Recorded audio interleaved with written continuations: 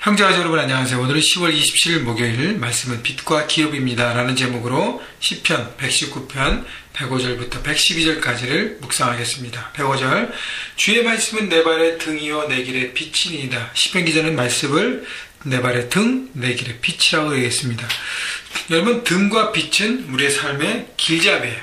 우리가 어디로 가야 될지, 무엇을 보고 바라가야 될지 그 길을 인도합니다. 그런데 등에 연결된 그 빛은 어두울 때만 필요합니다. 그렇다면 시편 기자는 지금 삶의 어두움을 지나고 있는 것입니다. 삶의 고통의 시간, 터널과 같은 절망의 시간, 고난의 시간을 보내고 있는 것이죠. 그래서 고난의 때, 고통의 때에 하나님 말씀이 자신의 삶의 등과 빛의 역할을 감당했다는 것이죠. 여러분, 고통의 시간, 어둠의 시간에 내가 어디로 가야 될지, 정말 무엇을 선택해야 될지, 하나님, 이 고통, 고난, 끝이 어딥니까? 라고 절망하면서 여러분 살아갈 때가 있지 않습니까?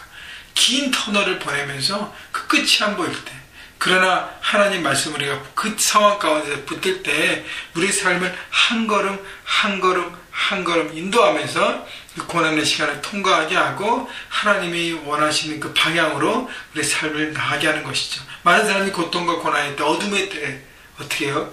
절망 가운데 쓰러지고 자기의 삶을 포기합니다. 그리고 다른 것을 붙잡고 더 헤매는 길로 갑니다. 그러나 시편 기자는 말씀을 붙들면서 그 말씀이 등과 빛이 되어서 내 삶을 한 걸음 한 걸음 인도하면서 하나님이 원하시는 삶의 방향으로 나가서 결국 고난에서 승리하고 하나님의 영광 돌리는 귀한 삶을 살았다고 고백하는 것입니다. 여러분 삶에 혹시 지금 절망과 어둠의 때를 보내고 있습니까? 여러분, 그때에 헤매지 마시고 말씀을 붙잡으십시오. 말씀 앞에 나오십시오. 그러면 그 말씀이 여러분의 한 걸음 걸음을 인도하고 하나님이 원하시는 그 삶의 방향으로 나가게 할 것입니다. 106절 주의 의로운 규례들을 지키기로 맹세하고 굳게 정하였나이다. 그래서 이 절망의 때지만 나는 하나님의 말씀을 지키기로 결단했다는 것입니다. 여기서 규례를, 말씀을 의롭다고 얘기했습니다. 그래서 이 어둠의 때에, 막 절망의 때, 고난의 때에 계속적으로 그 죄의 것들, 세상의 것들, 유혹되는 것들을 붙잡지 않고 의로운 하나님의 말씀을 내가 붙잡겠습니다 하고 나가는 것이죠. 여러분, 절망의 때, 고난의 때 정말 필요한 것은 말씀을 붙잡는 결단이 필요합니다. 마음을 더 강하게 해야 되는 것이죠. 그래서 말씀대로 살기 위해서는 결단과 의지가 필요하다는 것 여러분 기억하시고 여러분 삶의 의지를 붙이십시오. 107절 나의 고난이 매우 심하오니 여호와여 주의 말씀대로 나를 사랑하게 하옵소서. 시편 기자가 이제는 구체로 고백합니다. 하나님, 고난이 너무너무 심합니다. 나의 고난이 매우 심하다고 얘기합니다. 그때 나를 말씀대로 사랑하게 하옵소서. 여러분, 말씀대로 나를 살아나게 한다는 것은 말씀은 살았고 운동력이 있고 말씀 우리를 소생케 하고 우리를 치유하고 우리를 회복케 하기 때문에 하나님 그 말씀대로 나를 살아나게 해주시고 나를 소생케 해주시고 말씀대로 되어지게 하소서라고 시편 기자가 절규하는 것이죠. 여러분, 말씀을 믿으면 그 말씀대로 되어지지 않습니까? 여러분, 그래서 절망과 어둠의 때 말씀을 붙잡는 것입니다. 그리고 말씀대로 되어지십시오. 그 말씀대로 될 것을 내가 믿습니다라고 고백하고 말씀 의지하고 할 때 그 말씀대로 하나님께서 역사하게 되는 것입니다. 108절 여호와여 구하오니 내 입이 드리는 자원의 제물을 받으시고 주의 공의를 내게 가르치소서. 자원 제물은 그 화목제 일부의 감사, 서원, 자원 요 세 가지인데 그 감사의 예물과 같은 것이. 그래서 낙헌제라고 얘기하는데 이 자원제를 드리면 또 드리는 예물 그 재물 있죠. 재물을 또 같이 먹고 하는 화목제의 모습인 것입니다. 그래서요, 이 시편 기자가 드리는 마음은 하나님, 내가 비록 지금 고난의 때고 절망의 때고 정말 어둠의 터널에 있지만 하나님, 내가 하나님 앞에 드리는 감사를 내가 드리겠습니다. 그러니까 어둠 가운데 감사를 드리는 것이죠. 왜냐하면 하나님의 큰 뜻을 바라보겠다고 고백하는 것입니다. 하나님, 제가 지금 절망의 때, 고난의 때 여러 가지 고통과 아픔 때문에 정말 어렵지만 그런 이 모든 고통에도 뜻이 있음을 내가 바라봅니다. 하나님의 섭리가 있음을 바라봅니다. 하나님의 계획하시 있음을 바라봅니다라고 내가 고백하면서 하나님 앞에 감사를 드리는 것이죠.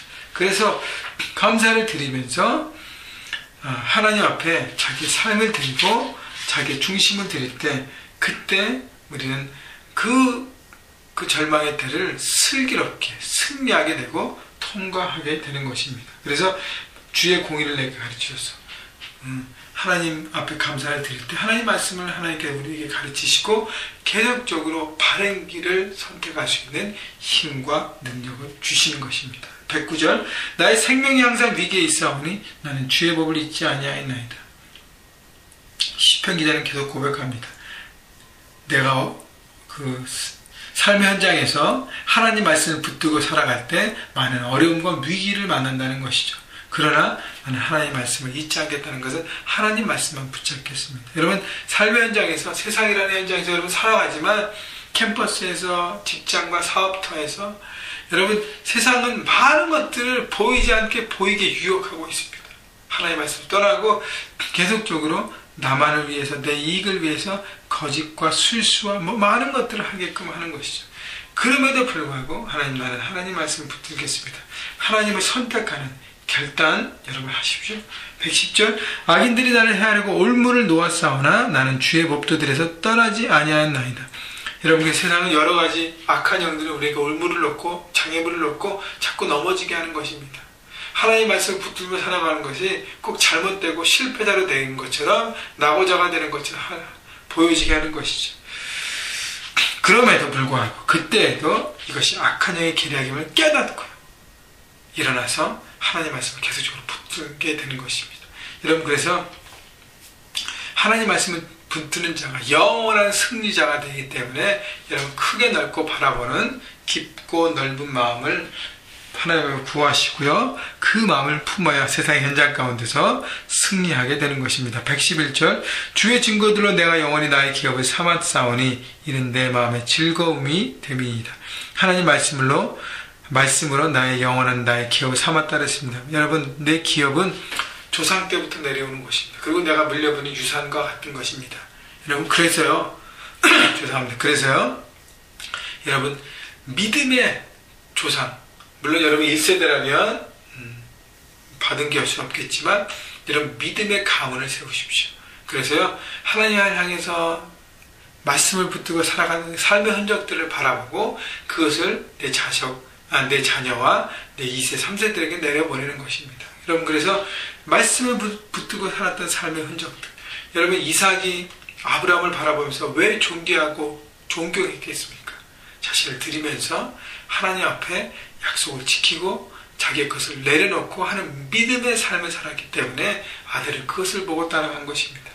여러분 그렇기 때문에 말씀을 나의 기업으로 삼는 것.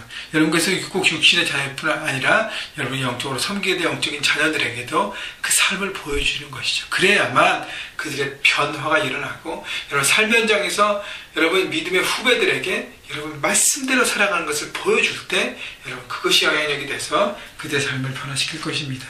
112절 내가 주의 율례들을 영원히 행하려고 내 마음을 기울였나이다. 시편 기자가 마지막 고백하는 것은 하나님의 말씀을 붙들려고 영원한 그 하나님의 말씀을 행하려고 내가 최선을 다했습니다. 죄송합니다. 아침에 날씨가 차서 자꾸 목이 막히는데 여러분 죄송하고요.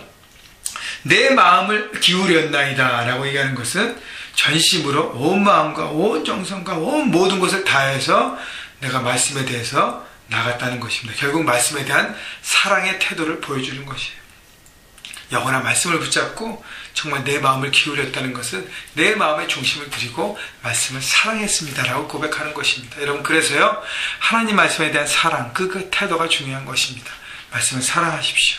하나님을 사랑하십시오. 하나님을 갈망하십시오. 그러면 영원한 하나님 말씀이 여러분 삶에 계속적으로 움직여서 여러분 매일매일 삶이 말씀으로 인해서 기쁨과 즐거움을 누릴 것입니다. 오늘도 그렇게 말씀 안에서 승리하시고 말씀 여러분의 삶의 기업으로 받으셔서 기업으로 또 내려보내실 수 있도록 말씀 안에 거하는